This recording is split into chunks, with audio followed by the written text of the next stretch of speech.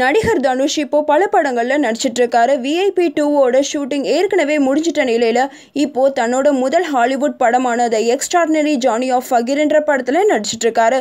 மற்றொரு படமான வடசென்னை படம் தொடங்கி பாதியில நிக்குது.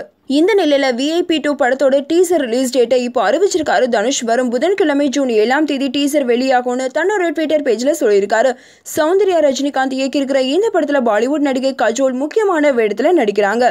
தனுஷ் VIP 2ஓட டீசர் ரிலீஸ் டேட்டை சொன்னது மட்டும் இல்லாம Raghuvaran is back, very excited about this one அப்படின்னு ட்வீட் பண்ணியிருக்காரு.